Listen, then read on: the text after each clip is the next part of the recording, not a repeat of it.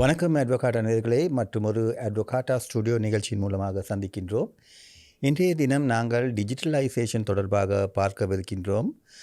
உண்மையில் இலங்கை அரசாங்கமானது 2030 ஆண்டளவிலே 15 பில்லியன் பெறுமதியான டிஜிட்டல் பொருளாதார சந்தையை உருவாக்கும் ஒரு முயற்சியில் முயற்சியிலே பல நடவடிக்கைகளை மேற்கொண்டு வருகின்றது. அந்த வகையிலே கணினிமயப்படுத்தும் அல்லது டிஜிட்டலைசேஷன் என்ற பதத்தை கொண்டு பல டிஜிட்டலைசேஷன் தொடர்பான விடயங்களை செயற்பாடுகளை முன்னெடுத்து வருகின்றது. அந்த வகையிலே அண்மைய காலங்களில் பல செயற்பாடுகளையும் அறிமுகப்படுத்தி வருகின்றது. அந்த வகையிலே கோபே என்ற ஒரு பண பரிமாற்ற முறையும் அறிமுகப்படுத்தப்பட்டது உங்களுக்கு தெரிவித்திருக்கும். அதே நேரத்திலே அண்மையில் தண்ட பணம் செலுத்துவதற்கும் ஒரு செயற்பாட்டொன்றை அறிமுகப்படுத்தி கொடுத்திருந்தது. இது தொடர்பாக ஒரு முழுமையான ஒரு விளக்கத்தை நாங்கள் பெற்றுக்கொள்வதற்காக அந்த செயற்பாட்டிலே, அந்த செயற்திட்டங்களிலே ஒரு பங்காளராக செயற்பட்டு வரும் லங்கா பே என்ற நிறுவனத்தின் ஒரு திட்ட முகாமையாளர் திரு சிவபாலன் சிவபிரசாந்த் என்பவர் எங்களுடன் இன்றைய தினம் இணைந்திருக்கின்றார். வணக்கம். வணக்கம் மில்ராய். முதலில் என்னை இந்த அட்வொகாட்டா இன்ஸ்டிடியூட்டின் குரல் நிகழ்ச்சிக்கு அழைத்தமைக்கு நன்றியை தெரிவித்துக் கொள்கின்றேன். நன்றி. எங்களுடைய வேண்டுகோளை ஏற்று உங்களுடைய பெருமதிமிக்க நேரத்தை செலவழித்து இங்கு வந்தமைக்காக. உண்மையிலே டிஜிட்டலைசேஷன் என்பது இலங்கையை பொறுத்தவரையில் ஒரு புது விடயமாக இருக்கின்றது. அண்மைய காலங்களிலே நாங்கள் பாராளுமன்றத்திலும் கூட இது தொடர்பாக பல்வேறு கருத்தாளர்களை கேட்கக்கூடியதாக இருந்தது. அதிலே மிக முக்கியமாக இந்த பாராளுமன்றத்திலே இந்த டிஜிட்டலைசேஷன் என்னும் பொழுது எங்களுடைய பயோமெட்ரிக்ஸ் வேறு நாடுகளுக்கு கொடுக்கப்படும் அபாயம் இருப்பதாகவும் கருத்தாளர்கள் நடைபெற்றிருந்தது. இந்த நிலையிலே உண்மையிலே இந்த டிஜிட்டலைசேஷன் என்றால் என்ன, இந்த பயோமெட்ரிக் என்று கூறுகின்றார்கள், இது என்ன, எங்களுக்கு இது தொடர்பாக ஒரு அறிமுகத்தை தர முடியுமா? டிஜிட்டலைசேஷன் என்று சொல்லும் பொழுது டிஜிட்டல் மயமாக்கல்னு சொல்கிறாங்க. தமிழில் கூறும்போது டிஜிட்டல் மயமாக்கல் என்று சொல்வார்கள். அதாவது உங்களுக்கு தெரியும், இப்போ உலக அளவிலே அந்த டிஜிட்டலைசேஷன்ன்றது மிக முக்கியமான ஒரு தவிர்க்க முடியாத ஒரு பகுதியாக மக்களின் அன்றாட வாழ்வில் இணைந்த ஒரு பகுதியாக மாற்றப்பட்டிருக்கின்றது. அது அந்த டிஜிட்டலைசேஷன் என்று சொல்லும் பொழுது இப்போ தகவல் தொழில்நுட்பத்திலே நாங்கள் செய்கின்ற அன்றாட தொழில்கள் இல்லாட்டி அன்றாட செயற்பாடுகளை நாங்கள் தகவல் தொழில்நுட்பத்தின் உதவியுடன் மிக இலகுவாக பாதுகாப்பாகவும் மற்ற குறுகிய நேரத்தில் செய்து கொடுக்கக்கூடிய மாதிரி செயற்படுத்துவது தான் இந்த டிஜிட்டலைசேஷன் என்ற பதத்தின் பொருளாக நான் கருதுகிறேன். இதற்கு கவர்மெண்ட் இப்போ அரச நிறுவனத்தை பொறுத்தவரையிலே இப்போ டிஜிட்டல் கவர்னன்ஸ்ன்னு சொல்லுவார்கள். இப்போ டிஜிட்டலைசேஷன் முதல் ஆரம்பத்திலே அந்த ஒரு நாட்டின் அரசாங்கம் அதற்கு முக்கியத்துவத்தை கொடுத்து முதல் டிஜிட்டல் மயமாக்கலை ஊக்குவிப்பதன் மூலமாகத்தான் இந்த டிஜிட்டலைசேஷன் என்று சொல்லக்கூடிய அந்த டிஜிட்டல் மயமாக்கல் பூரணப்படுத்தப்படும் என்று நான் நம்புகிறேன். ஏனென்றால் இப்போ சாதாரண மக்கள் இப்போ எல்லாரிடமும் ஸ்மார்ட் ஃபோன் இருக்கிறது. இப்போ அதன் மூலமாக நார்மலாகவே தங்களுடைய வேலைகளை இயன்ற அளவு அந்த டிஜிட்டல் தொழில்நுட்பத்தின் உதவியுடன் செய்யக்கூடிய மாதிரி இருக்கின்றது. இருந்தாலும் கூட இந்த அரசு துறையில் ஒப்பீட்டளவில் அந்த டிஜிட்டல் மயமாக்கல் இன்னும் பூரணப்படுத்தப்படவில்லை என்று தான் நான் கருதுகிறேன். அது இப்பொழுது முன்னைய காலங்களுடன் ஒப்பிடும் பொழுது இப்பொழுது அது மிகவும் நேர்த்தியான முறையிலே முன்னோக்கி போவதை நாங்கள் இப்போ பார்த்துக்கொள்ளலாம். உதாரணத்துக்கு நீங்கள் கூறியது போல் அந்த கௌபே இனிஷியேட்டிவ்ஸ்ன்னு சொல்கிற கௌபே தளங்களை உருவாக்கியது, மற்றது அந்த ஸ்பாட் ஃபைன் என்று சொல்லக்கூடியது வீதி போக்குவரத்து அபராதங்களை அணுகல் நேரத்தில் செய்யக்கூடிய மாதிரியான ஒரு வசதிகளை பெற்றுக் கொடுத்தல் போன்றவற்றினை நாங்கள் இப்பொழுது உதாரணமாக குறிப்பிடலாம். மற்றது இது அண்மை காலத்தில் பேசப்படுகின்றதை விட நாங்கள் இது கிட்டத்தட்ட ஒரு 10-15 வருடங்களுக்கு முதலே இதை பற்றி நாங்கள் கழிச்சு கொண்டு இருக்கின்றோம். ஆனால் இன்னும் சரியான முறையில் நாங்கள் அந்த டிஜிட்டல் மயமாக்கல் என்ற ஒரு துணைப்பொருளின் கீழே ஒன்றிணைத்து அதை முன்னோக்கி செல்லும் என்ற அந்த பாதையை நாங்கள் இன்னும் ஏற்படுத்த பயன்படுத்திக் கொள்ள முடியவில்லை என்று தான் சொல்ல வேண்டும் கடந்த காலங்களில். ஆனால் இப்பொழுது நாங்கள் நினைக்கிறேன் அது ஒரு சரியான பாதையை நோக்கி போய்க்கொண்டிருக்கிறோம். உண்மையில் பார்க்க போனால் உலக ரீதியாக பார்க்கும் பொழுது டிஜிட்டலைசேஷன் என்பது வந்து அது ஒரு ஒரு ஒரு பொதுவான விடயமாக இருக்கிறது. இப்போ இந்திய நாட்டை பொறுத்த வரையிலே அது மிகவும் வினைத்திறனான ஒரு செயல்திறனோடு செயல்பட்டு கொண்டிருக்கின்றது. அதாவது ஒரு தெரு கடைக்கு போனால் கூட ஒரு ஒரு தெம்பிலி விற்கும் ஒருவருக்கு நாங்கள் QR கோடை பயன்படுத்தி பண பரிமாற்றல்களை செய்து கொள்ளக்கூடிய தன்மை ஒன்று காணப்படுகிறது. ஆனால் இலங்கை பொறுத்தவரையில் இன்றும் அந்த அந்த நிலைக்கு வர முடியாத ஒரு நிலை ஒன்று காணப்படுகின்றது. இதற்கு முக்கிய காரணமாக எதுவாக இருக்கலாம் என்று நீங்கள் நினைக்கிறீர்கள்? இது மிகவும் நல்ல ஒரு கேள்வி. ஏனென்றால் இப்போ இலங்கையோடு ஒப்பிடும் பொழுது இப்போ சனத்தொகையை பொறுத்த மட்டில் இந்தியா வந்து கிட்டத்தட்ட ஒரு 62 மடங்கு அதிகமான சனத்தொகையை கொண்ட ஒரு பெரிய நாடு. ஆனால் அந்த நாட்டிலே எப்படியோ அவர்கள் அந்த டிஜிட்டல் மயமாக்கல் என்ற பதத்தின் கீழே இந்த இப்படி இந்த ஆன்லைன் பேமெண்ட் இந்த QR முறையை நடைமுறைப்படுத்தி மிகவும் வெற்றிகரமாக மிகவும் நேர்த்தியாக வளர்ச்சி அடைந்து வருகிறார்கள் இந்த டிஜிட்டல் துறையில். ஆனால் எங்கள் நாட்டை பொறுத்தவரையிலே நாங்களும் அந்த QR முறைக்கு ஏற்பால் போல் இந்த லங்கா QRன்னு சொல்லி லங்கா பேயினால் உருவாக்கப்பட்ட ஒரு QR முறை இங்கே அறிமுகப்படுத்தப்பட்டு இருக்கின்றது. அந்த QR முறை வந்து சர்வதேச அங்கீகாரம் பெற்ற ஒரு முறை. அது இந்திய நாட்டை பொறுத்த மட்டும் அங்கு அந்த இந்தியாவுக்குள் மட்டும்தான் அந்த QR முறையை பயன்படுத்தக்கூடிய மாதிரி இருந்தது. ஆனால் நாங்கள் உருவாக்கியிருக்கும் இந்த லங்கா QR என்று சொல்லக்கூடிய அந்த முறை வந்து கிட்டத்தட்ட இப்போ வெளியிலேருந்து வருவர்கள் கூட பயன்படுத்தக்கூடாது. ஏன்னா சர்வதேச ரீதியில் அது அங்கீகரிக்கப்பட்ட ஒரு முறையினை நாங்கள் ஸ்டாண்டர்ட்னு சொல்வார்கள். அதனை நாங்கள் பயன்படுத்தி வருகின்றோம். ஸோ பிரச்சனை என்னவென்றால் அது வந்து சரியாக அந்த மக்களிடம் போய் சேரவில்லை. அதாவது மக்களுக்கான சரியான ஒரு தெளிவுபடுத்தல் இல்லை. அல்லாட்டி அவர்கள் வந்து அதை இன்னும் அதுக்கு முழுமையாக அந்த அடாப்ஷன் என்று சொல்வார்கள், முழுமையாக அதுக்கு ஒத்துழைத்து அதனை பயன்படுத்தும் அந்த ஆர்வத்தினை காட்டாமல் இருப்பது தான் நாங்கள் இன்னும் அந்த பின்தங்கிய நிலையில் இருப்பதற்கான காரணமாக நினைக்கிறேன். நான் அதனை நாங்கள் ஏதோ சரியான ஒரு வழிகாட்டல் மூலம் நாங்கள் சரிப்படுத்த வேண்டும். அதாவது வந்து இப்போ நாங்கள் டிஜிட்டல் லிட்ரேச்சர் என்று சொல்லுவோம் இல்லை, அதாவது அதை பயன்படுத்தும் முறை அவர்களுக்கு தெரியவில்லையா, அல்லது அதை பயன்படுத்த முறையொன்றை நாங்கள் அவர்களுக்கு ஒரு சொல்லிக் கொடுக்க வேண்டும்? முறை என்றது அது மிகவும் டிஜிட்டலைசேஷன் முதல்ல எந்த விஷயத்தையும் நாங்கள் மிகவும் இலகுவாக குறுகிய நேரத்தில் செய்வதற்காகத்தான் இந்த டிஜிட்டலைசேஷன் என்று சொல்லுகிற அந்த பதமே உருவாக்கப்பட்டது. மிகவும் ஈஸியாக செய்யலாம். அந்த QR முறைன்றது எல்லா இடமும் இப்போ ஸ்மார்ட் ஃபோன் இருக்கிறது. ஸோ அதன் மூலமாக ஸ்கேன் செய்து உடனடியாகவே அதுக்கு பெருசாக அறிவு தேவை என்று இல்லை, மிகவும் இலகுவாக பேமெண்ட்ஸை செய்யக்கூடிய மாதிரி இருக்கும். ஆனால் அவர்கள் இந்த ஒரு அச்சம் ஒன்று இருக்கிறது மக்கள் மத்தியில். சில வழியில் பிள்ளையாக போய் சேர்ந்து விட்டால் என்னென்னு செய்கிறது. ஸோ அது சில வழியில் நான் காசை கூட யாரும் வட்டி விடுவார்களோ.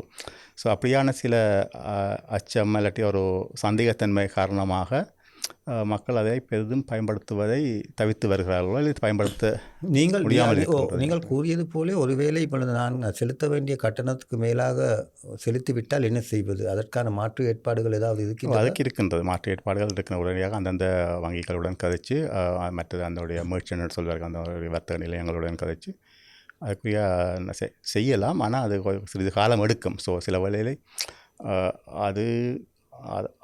அதுக்காகத்தான் அவர்கள் சில வேளையில் மக்கள் தயக்கம் காட்டுகின்றார்களோ தெரியவில்லை. இன்னொரு விஷயம் நான் இதில் குறிப்பிட வேண்டும், இந்த வர்த்தக நிலையங்களும் கூட இப்போ இந்தியாவை போன்று அனைவரும் வைத்திருப்பதில்லை. ஒரு சில குறிப்பிட்ட ஒரு சூப்பர் மார்க்கெட்கள் வழியில் தான் இந்த QR முறையினை வச்சிருக்கிறார்கள். அப்போ அதனாலே இப்போ அவர்கள் அதிலும் பார்க்க இப்போ சில இடங்களில் மட்டும்தான் இருக்கிறது. அப்போ எல்லா இடமும் வச்சிருந்தால் அவர்கள் மக்களும் ஈஸியாக அதனை பயன்படுத்துவதற்கும் ஒரு ஆர்வம் காட்டுவதற்கான சந்தர்ப்பங்கள் இருக்கின்றன. ஆனால் இப்போது இந்த குறிப்பிட்ட சில வர்த்தக நிலையங்கள் மட்டும் அந்த QR முறையினை பயன்படுத்துகிற காரணத்தினால சில வழியில் மக்கள் அதை பெரிதும் யூஸ் பண்ணாமல் வேறு வழிகளிலே கட்டணங்கள் செலுத்துறதுக்கு யோசிக்கிறார்கள் நினைக்கிறேன். இப்பொழுது நீங்கள் எடுத்துக்கொண்டால் இந்த டிஜிட்டலைசேஷன் செயற்திட்டத்தில் வந்து முக்கிய பங்காளிகளாக ICTA இருக்கிறது. அதே நேரத்தில் வந்து டிஜிட்டல் பொருளாதார அமைச்சு இருக்கின்றது. மூன்றாவதாக லங்கா பே இருக்கிறது. இந்த லங்கா பேயின் உண்மையில் எந்த அளவிலே உங்களுடைய பங்களிப்பு அதில் இருக்கின்றது? நீங்கள் அதில் எந்த வகையிலே நீங்கள் அதற்கு இந்த செயற்திட்டத்துக்கு பங்காற்றி வருகிறீர்கள்? இது ஒரு நல்ல சிறந்த கேள்வி. இதற்கு முதல் லங்கா பே பற்றி ஒரு சிறு விளக்கம் ஒன்றை கொடுப்போம் என்று இருக்கிறது. ஏனென்றால் அநேகமான மக்கள் வந்து அந்த லங்கா பே என்றால் என்ன என்று தெரியாமல் இருக்கும். லங்கா பே என்ற நேம் கேள்விப்பட்டிருப்பார்கள். லங்கா பே என்ற லோகோ வந்து ஏடிஎம் மிஷின்களுக்கு அருகாமையில் பார்த்துருப்பார்கள், அப்படி சூப்பர் மார்க்கெட் வழியாக பார்த்துருப்பார்கள். ஆனால் லங்கா பே என்றால் என்ன, அது என்ன செய்கின்றது என்றது ஒரு பெரிய விளக்கம் இல்லாமல் இருக்கும். ஸோ அந்த ஒரு தெளிவுபடுத்துவதற்காக நான் சின்ன ஒரு ப்ரீஃப் இன்ட்ரடக்ஷனோட கொடுக்குறேன். லங்கா பே நிறுவனம் என்றது வந்து 2002ஆம் ஆண்டு மத்திய வங்கியினால் உருவாக்கப்பட்ட ஒரு நிறுவனம். அந்த சமயத்திலே அதற்கு செக் கிளியரிங் ஹவுஸ்ன்னு சொல்வார்கள். ஸோ அதாவது இந்த காசோலைகளை தீர்வு செய்வதா கிளியர் பண்ணுறதுக்காக உருவாக்கப்பட்ட ஒரு நிறுவனம் அந்த நேரத்திலே. அதன் பின்பு லங்கா கிளியர் என்ற பெயர் மாற்றப்பட்டு 2006ஆம் ஆண்டு டிஜிட்டல் தொழில்நுட்பத்தை பயன்படுத்தி சிஐடிஎஸ் என்று சொல்லக்கூடிய செக் இமேஜிங் ட்ரங்கேஷன் சிஸ்டம்னு சொல்வார். அதாவது அந்த காசோலைகளை ஸ்கேன் செய்து அந்தந்த வங்கிகளுக்கு அனுப்பி அந்த காசோலைகளை சரிபார்க்கும் முறையினை மிகவும் துரித கதியிலே செய்வதற்கான ஒரு சிஸ்டத்தினை உருவாக்கியிருந்தார்கள். ஸோ அதன் பிற்பாடு இந்த செக் கிளியரிங்க்கு தேவைப்பட்ட காலம் வந்து கிட்டத்தட்ட 7 to 8 நாட்கள் எடுத்தது முன்பு. அது இந்த சிஐடிஎஸ் என்ற அந்த சிஸ்டம் அறிமுகப்படுத்தப்பட்ட பிறகு அது ஒரு நாளாக குறைக்கப்பட்டது. ஒரு நாளைக்கு T+1 என்று சொல்வார்கள். அதாவது இன்றைக்கு காசோலை பெறப்பட்டால் இன்றுடன் அடுத்த வேலை நாளுக்குள் அந்த தீர்வை முறை, அதாவது இந்த காசோலைகளை சரிபார்க்கும் முறை முடிக்கப்பட்டுவிடும். அந்த அளவுக்கு அது மிகவும் அந்த செயல்முறையானது மிகவும் பலராலும் வரவேற்கப்பட்டு அது வந்து தெற்காசியாவிலே முதல் முறையாக இங்கு தான் உருவாக்கப்பட்டது. ஸோ அந்த பெருமையும் இருக்கிறது. உலகளவில் இரண்டாவது நாடாக இருந்தது. ஸோ அதன் பின்பு லங்கா பே நிறுவனமானது பல ப்ரொடக்ட்ஸ்ன்னு சொல்வார்கள், பல சிஸ்டங்களை உருவாக்கியது. கிட்டத்தட்ட இன்றளவில் 17க்கும் அதிகமான ப்ரொடக்ட்ஸ்களை உருவாக்கி மக்களுக்கான சேவைகளை வங்கிகள் கூட ஆற்றி வருகின்றது. 17 ப்ரொடக்ட்ஸ் என்று சொல்லும்போது ஒரு உதாரணத்துக்கு 2-3 ப்ரொடக்ட்ஸ் எங்களுக்கு சொல்லலாம். ஆமாம், இப்போ அதில் வந்து இப்போ காமன் ஏடிஎம் சுவிட்ச் என்று ஒன்று இருக்கின்றது. மற்றது நான் அதுக்கான விளக்கத்தை நான் பின்பு தருகின்றேன். மற்றது செஃப்ட் என்று சொல்வார்கள், காமன் எலக்ட்ரானிக் ஃபண்ட் ட்ரான்ஸ்ஃபர் சுவிட்ச் என்று சொல்லி. ஸோ அது போன்ற லங்கா கியூஆர் நாங்கள் காய்த்தோம், மற்றது ஜஸ்ட் பே போன்றவை இருக்கின்றன. ஸோ அது மக்களுக்கு தெரிந்திருக்க வாய்ப்பு இல்லை. என்ன இப்போ லங்கா பே தான் இதெல்லாம் செய்கிறன்றது தெரிந்திருக்கிறதுக்கான சந்தர்ப்பம் மிக குறைவு. காரணம் என்னவென்றால் லங்கா பே நிறுவனமானது நேரடியாக மக்களை தொடர்பு கொண்டு சேவைகளை ஆற்றுவதில்லை.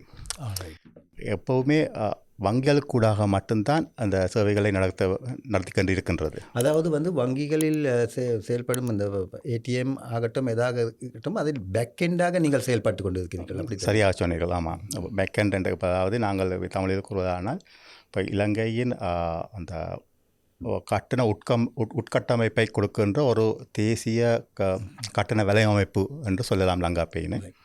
ஸோ அதன் மூலமாக நாங்கள் பல சேவைகளை மக்களுக்கு ஆற்றி வருகின்றோம். ஆனால் மக்களுக்கு தெரியாது இது லங்கா பேயால் தான் இது செய்யப்படுகின்றது சொல்லி. உதாரணத்துக்கு நம்ம குறிப்பிட்டது போல் காமன் ஏடிஎம் சுவிட்ச் என்று சொல்லி அது 2013ஆம் ஆண்டு அறிமுகப்படுத்தப்பட்டது. அதாவது உங்களுக்கு தெரியும், ஆரம்பத்திலே நாங்கள் ஒரு ஏடிஎம் மிஷின் மூலம் பணம் எடுக்க வேண்டுமாக இருந்தால் அந்த குறித்த வங்கி, அதாவது எந்த வங்கியில் கணக்கு வைத்திருக்கிறோமோ அந்த வங்கியின் அட்டையினை அந்த குறித்த வங்கிக்கு சொந்தமான ஏடிஎம் மிஷினில் மட்டும்தான் எடுக்க முடியும். அது வந்து கிராமப்புறங்களிலே பெரும் கஷ்டமாக இருந்தது. ஏன்னா கிராமப்புறங்களில் ஏடிஎம்கள் எண்ணிக்கையே குறைவு. அது குறிப்பிட்ட வங்கிக்கு சொந்தமான ஏடிஎம்மை தேடி பிடிப்பதுன்றது மிக கடினம். மக்கள் பெரும் சிரமங்களை ஏற்கொண்டிருந்தார்கள்.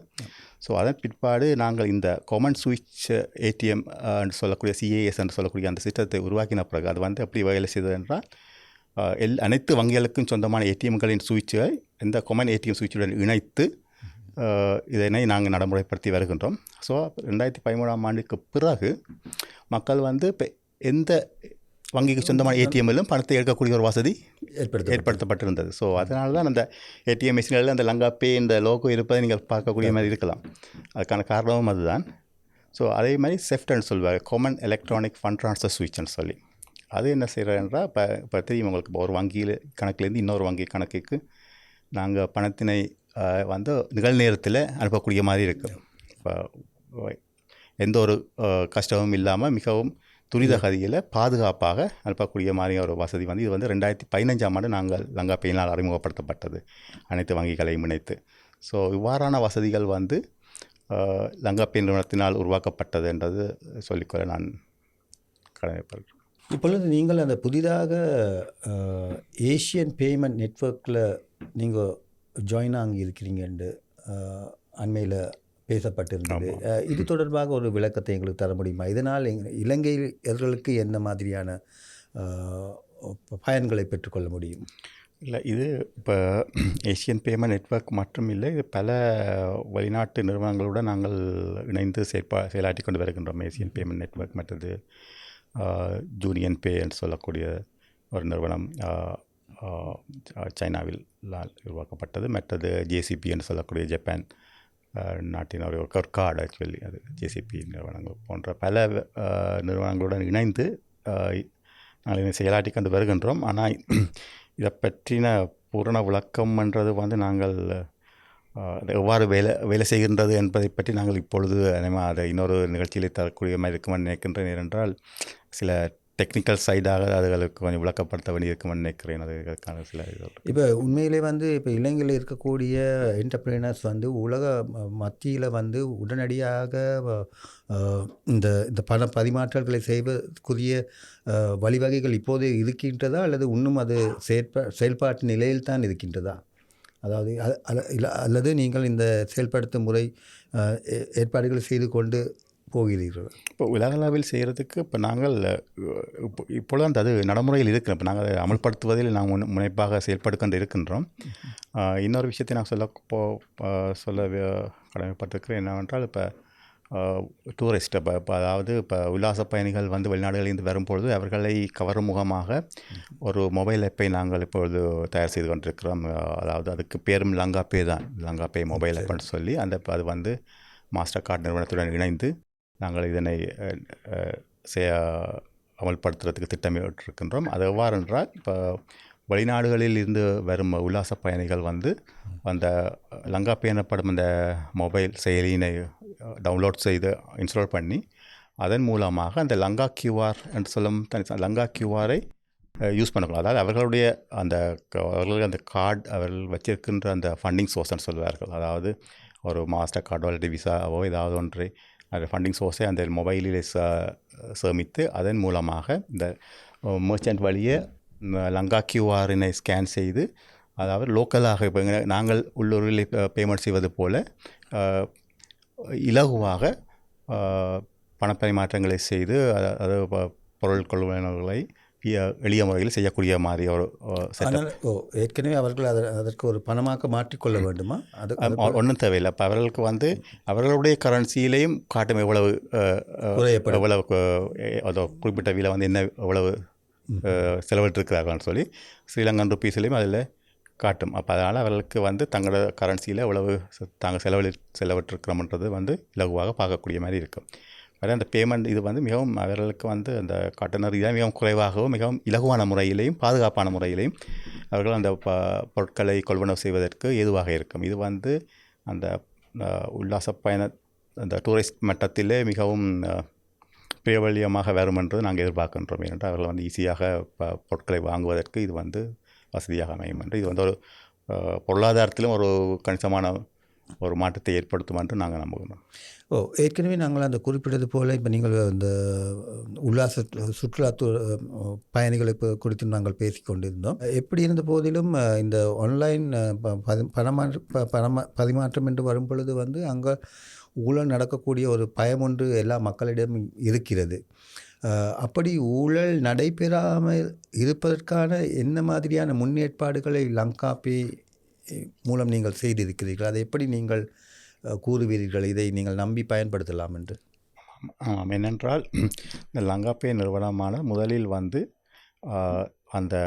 அதாவது லங்கா பேயினுடைய அந்த சகல அந்த உட்கட்டமைப்புன்னு சொல்வார்கள், அந்த இன்ஃப்ராஸ்ட்ரக்சர் முழுக்களும் இலங்கையிலேயே பராமரிக்கப்பட்டு வருகின்றது. அதாவது கடல் கடந்து எந்த ஒரு பரிமாற்றமும் நடைபெறாத வகையிலே நாங்கள் உள்ளுக்குள்ளேயே வச்சிருக்கிறோம். அந்த டேட்டாஸ் வந்து வெளியே போகாத மாதிரி பாதுகாக்கப்பட்டு வருகின்றது. அது வந்து இலங்கை மத்திய வங்கியின் அறிவுறுத்தல்களுக்கு அமைய அது செய்யப்பட்டு வருகின்றது. மற்றது அந்த ஃபின்சி சர்ட்ன்னு சொல்லக்கூடிய ஒரு நிறுவனம் இல்லை, அது வந்து லங்கா பேயின் ஒரு டீம், ஒரு குழு ஒன்று 24 மணித்தியாலமும் வேலை செய்து கொண்டிருக்கிறார், கண்காணித்து கொண்டிருக்கிறார்கள். ஃபின்சி சர்ட்ன்னு சொல்லலாம், financial sector, computer security, incident readiness டீம்னு சொல்வார்கள். ஸோ அவர்கள் வந்து 24 மணித்தியாலமும் கண்காணித்தபடி இருப்பார்கள். ஏதாவது முறைகேடுகள் நடக்கின்றனவா, ஏதாவது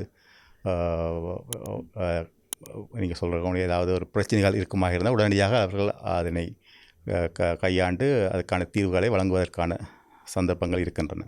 அதனை தவிர நாங்கள் அந்த டேட்டா ப்ரொடெக்ஷன் தான் கேட்கலாம். உதாரணமாக அண்மையில் அறிமுகப்படுத்த டேட்டா ப்ரொடெக்ஷன் ஆக்ட்னு சொல்வார்கள். அது மற்றது எலக்ட்ரானிக் டிரான்சாக்ஷன் ஆக்ட்னு சொல்லி இலங்கையிலே பல சட்ட விதிகள், அனைத்து விதமான சட்ட விதிகளையும் ஃபாலோ பண்ணி அதற்கேற்றால் போல் தான் இந்த அனைத்து பண பரிவர்த்த டிரான்சாக்ஷன்ஸ் எல்லாமே நடைபெற்று வருகின்றது. ஸோ அதனாலே அந்த பாதுகாப்பு இன்மை என்று சொல்வதற்கு மிக மிக சந்தர்ப்பம் குறைவு. ஸோ அவ்வாறு ஏதாவது இருந்தாலும் கூட அது நடைபெறுவதற்கு முன்பே அதை தடுத்து நிறுத்துவதற்கான ஒரு ஆற்றல் இந்த லங்காபே நிறுவனத்தின் அந்த ஃபின்சிசர்ட்னு சொல்லக்கூடிய அந்த குழுவினருக்கு இருக்கின்றது. ஸோ அதனாலே அந்த பாதுகாப்பை பொறுத்தவற்றிலே நாங்கள் உறுதியாக கூற முடியும் எந்த ஒரு பிரச்சனையும் இருக்காதுன்னு சொல்லி. உண்மையில் லங்காபே தான் பேக்கெண்டாக இருந்தாலும் நாங்கள் வாடிக்கையாளர்களாக இருக்கும் பண வங்கிகள் தான் எங்களுக்கு அந்த தேவையான செயலிகளையும் கார்டுகளையும் கொடுக்கின்றன.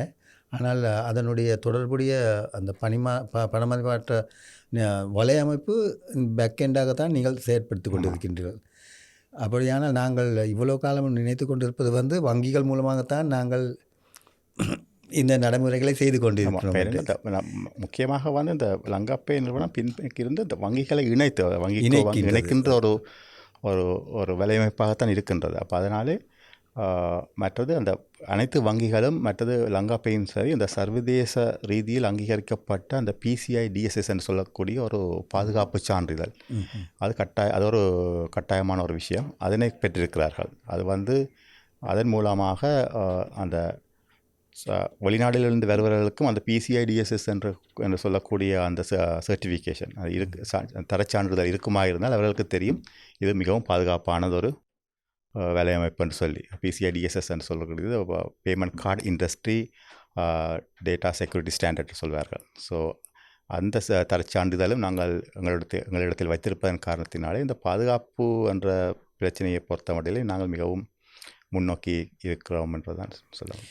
இப்பொழுது இந்த கௌபே மூலமாக இதுவரையிலும் எங்களுக்கு பெற்றுக்கொள்ளக்கூடிய அனைத்து விதமான வசதிகளும் அங்கு வந்துவிட்டதா? எந்த மாதிரியான வசதி குறைவுகள் இருக்கின்றன? இது முழுமைப்படுத்தப்பட்டு விட்டதா? இது ஒரு ஆரம்பம் தான் என்னால் சொல்ல முடியும். இப்போ உதாரணத்துக்கு இப்போ நான் கிட்டத்தட்ட ஒரு 2-3 ஆண்டுகளுக்கு முன்பு ICTயிலும் பணிபுரிந்திருந்தேன். ஸோ அதிலே எனக்கு சில அனுபவங்கள் இருக்கின்றன. பெரிய அளவிலே நாங்கள் அந்த டிஜிட்டல் மயமாக்கலில் ஈடுபட்டிருந்தோம். உதாரணத்துக்கு டிஜிட்டல் கவர்மெண்ட் சொல்லக்கூடிய ஒரு டிபார்ட்மெண்ட் இருந்தது அங்கே. ஸோ அதன் மூலமாக இலங்கையில் இருக்கிற அரசு துறையிலே இருக்கிற அனைத்து வகையான அரசு நிறுவனங்களையும் முழுமையாக டிஜிட்டலைஸ் பண்ணுவோம் என்று சொல்லி அதுக்குரிய திட்டங்களை பேரிய அளவிலே நாங்கள் தயாரித்து மிக கூடின செலவில் நாங்கள் அதனை திட்டமிட்டு செயலாற்ற தொடங்கி இருந்தோம். அதில் ஒரு பகுதி நாங்கள் கூறலாம், இந்த pay.gov.lk என்று சொல்லி ஒரு பிளாட்ஃபார்மை நாங்கள் அதில் துவங்குவதற்கு இருந்தோம். அவ்வாறு இருக்கும் பொழுது சில திட்டங்கள் ஆரம்பிக்கப்பட்டு விட்டன. அப்படி ஆரம்பிக்கப்படும் பொழுது தான் எங்களுக்கு விளங்கினது, கிட்டத்தட்ட அதை ஆரம்பித்த பிறகு தான் தெரிந்தது முடிப்பதற்கு சிறிது காலம் எடுக்கும். அதை நாங்கள் எதிர்பார்த்த விட நிறைய காலங்கள் எடுக்கும். ஸோ அதை விட செலவும் அதிகமாக இருந்தது. ஸோ அவ்வாறு இருக்கும் பொழுது பல காரணங்களினாலும் உங்களுக்கு தெரியுமா, அந்த பொருளாதார நெருக்கடி காரணமாகவும் அந்த திட்டங்களை எதிர்பார்த்த மாதிரி கொண்டு செல்ல முடியவில்லை. ஆனால் உண்மையில் அந்த பொருளாதார அந்த கொரோனா காலத்தில் தான் உங்களுடைய லங்காபே என்பது மிக பாதி அளவில் ஒரு பங்களிப்பை செய்ய வெளிக்கிட்டது என்று ஒரு செய்தி இருக்கிறது. ஆமாம், அந்த காலகட்டத்திலே பல பரிமாற்றங்கள் அதிக அளவிலே செய்யப்பட்டது என்றும் அது குறித்து ஒரு விவரத்தை என்னென்னா, அப்போ அதுக்கு பிறகுதான் நாங்கள் என்னை பொறுத்தவரை தனிப்பட்ட முறையில் நான் அறிந்து கொண்ட விடயம், மக்களுக்கு தற்போது என்ன தேவையோ பெரிய எல்லா விஷயத்தையும் கருத்தில் கொண்டு பெரிய அளவிலே துவங்காமல் ஒரு எளிமையான முறையில் மக்களுக்கு என்ன தேவையோ அதை முதலில் கொடுப்போம்.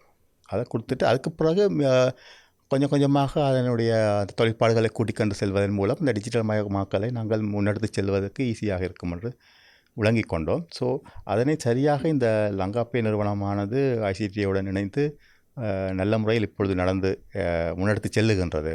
அதுக்கு கௌபே என்பது ஒரு சிறந்த உதாரணம். ஏனென்றால் கௌபேயை பொறுத்த மட்டிலே அரசு நிறுவனங்களுக்கு தனியாக ஒரு சிஸ்டம் இருக்கணும் என்று இல்லை. அவர்களுக்கு ஒரு சிஸ்டம் இல்லாட்டாலும் கூட அவர்கள் இந்த கௌபே என்று சொல்லக்கூடிய அந்த டிஜிட்டல் தளத்தில் இணைந்து பொதுமக்களின் மூலமாக செலுத்த வேண்டிய பணங்களை பெற்றுக்கொள்வதற்கு மிகவும் இலகுவான முறையிலே பெற்றுக்கொள்வதற்கு வகை செய்யப்பட்டுள்ளது.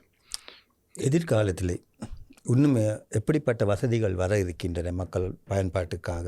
இன்னும் என்னென்ன விடயங்கள் அபிவிருத்தி செய்யப்பட இருக்கின்றன? இது தொடர்பாக சில விடயங்கள் எங்களுக்கு தெரியும். ஆமாம், முதலாவது இந்த கௌபேயை பொறுத்தவரையிலே கரண்ட் அக்கௌண்ட்னு சொல்வார்கள். அதாவது நடைமுறை கணக்கு வைத்திருப்பவர்கள் அல்லது சேமிப்பு கணக்கை வைத்திருப்பவர்கள் மாத்திரம்தான் அவர்களது பேங்க் போர்ட்டல் இல்லாட்டி இன்டர்நெட் பேங்கிங் இல்லாட்டி மொபைல் செயலி ஊடாக சென்று இந்த தங்களுக்கு அரசு நிறுவனங்களுக்கு தேவையான சேவையை பெற்றமைக்கான கட்டணங்களை செலுத்துவதற்கு வழிவகை செய்யப்பட்டுள்ளது. ஆனால் உங்களுக்கு தெரியும், சில ஆட்கள் இப்போ அந்த குறித்த நேரத்தில் பணம் இல்லாமல் இருக்கலாம். அப்போ கிரெடிட் கார்டை யூஸ் பண்ணக்கூடிய நிலைமை இருக்கலாம். ஸோ அப்போ இப்போத்தே நிலையின்படி அந்த அக்கௌண்ட்டில் காசு இருந்தால் மட்டும்தான் பேமெண்ட் செய்யக்கூடிய மாதிரி இருக்கும். கிரெடிட் கார்டு யூஸ் பண்ண இல்லாது. Right, okay. அப்போ நாங்கள் அதை கருத்தில் கொண்டு இந்த கிரெடிட் கார்டு மூலம் கடன் அட்டை மூலமும் பணங்களை செலுத்துவதற்கு ஆன ஒரு வழிமுறையினை நாங்கள் பெற்றுக் கொடுக்க இப்பொழுது நாங்கள் முயற்சித்து வருகின்றோம்.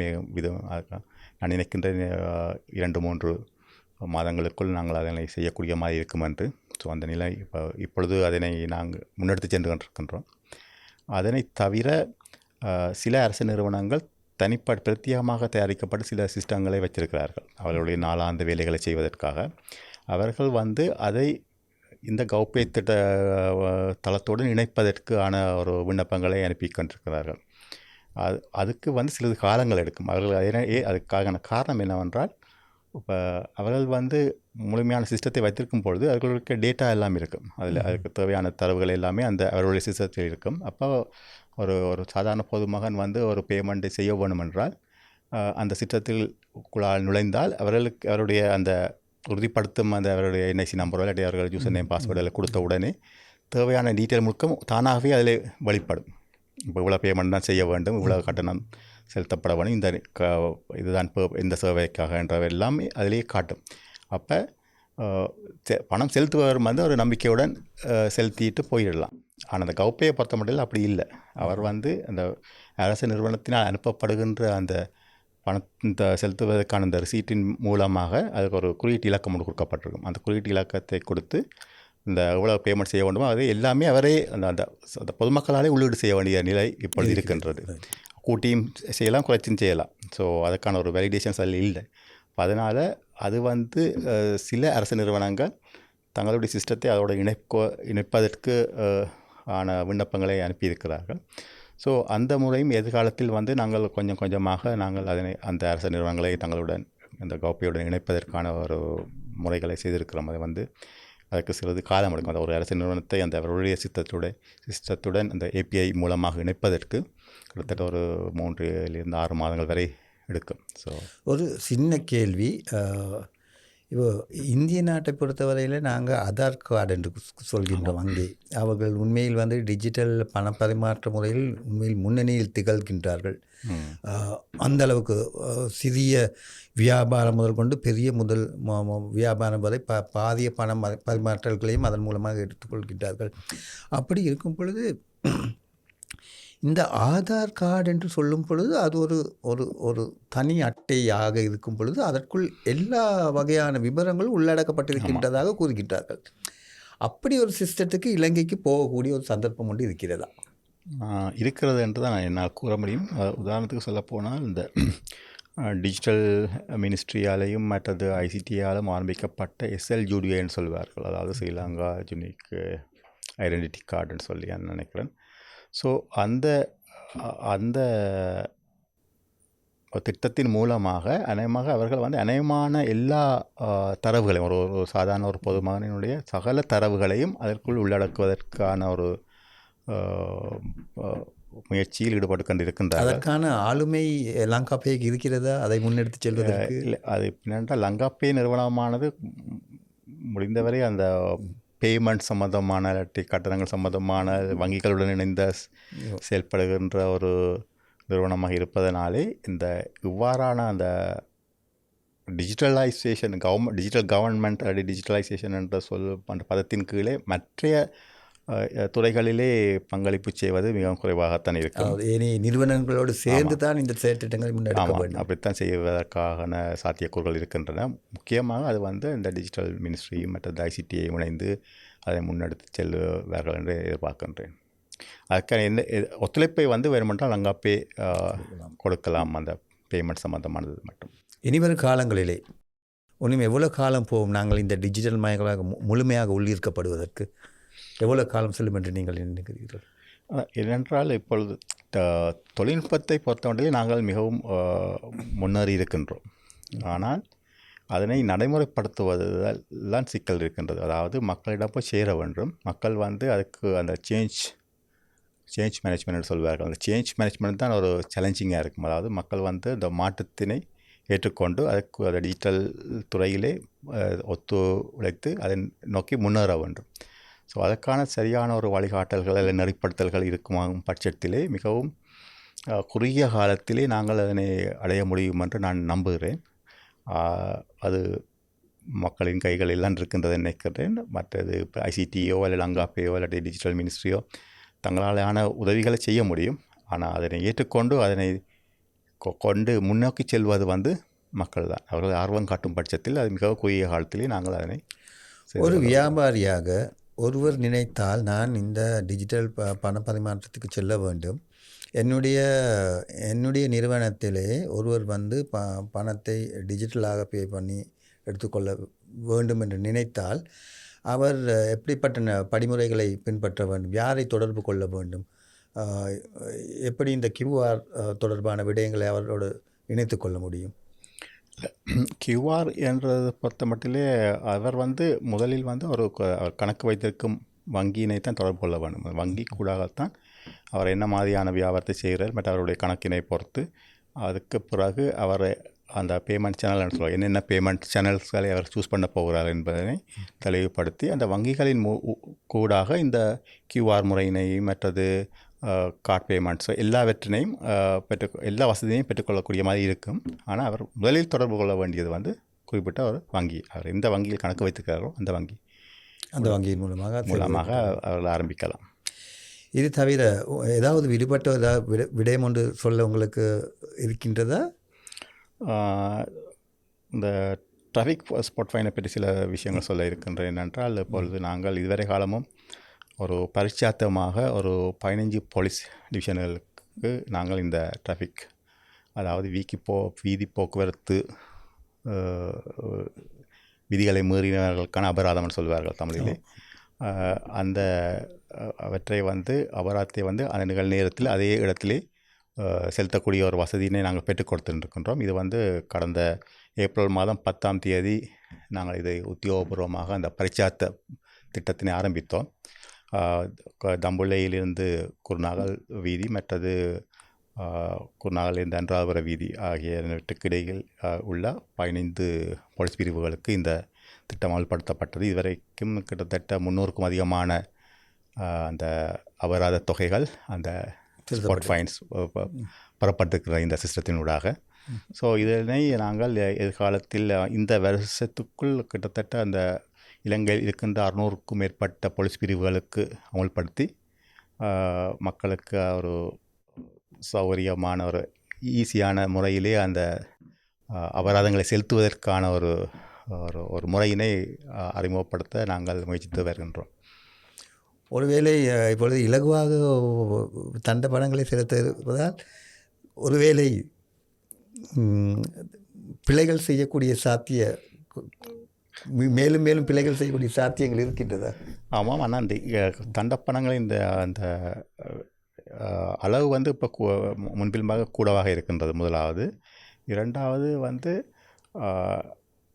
அந்த தண்டப்பணங்களை செலுத்துவதை விட இன்னொரு விஷயம் நாங்கள் ஆரம்ப காலத்திலே ஐசிடி நிறுவனத்தினாலே அறிமுகப்படுத்தப்பட்ட இந்த திட்டம் தான், அதாவது ஸ்பாட்டிஃபை அண்ட் டிமெரிட் சிஸ்டம்னு சொல்லி. அப்போ அரசாங்கத்தினால் அந்த ஒரு சிஸ்டமும் அறிமுகப்படுத்துறதுக்கான ஒரு சந்தர்ப்பம் இருக்கின்றது. அதாவது ஒரு லைசன்ஸில் வந்து அதிக ஒரு குறிப்பிட்ட அளவுக்கு மேலே தண்டப்பணம் செலுத்தி இருந்தால் அவருடைய சாரதி அனுமதி பத்திரம் வந்து ரத்து செய்யும் ஒரு நிலைமை இருக்கும்.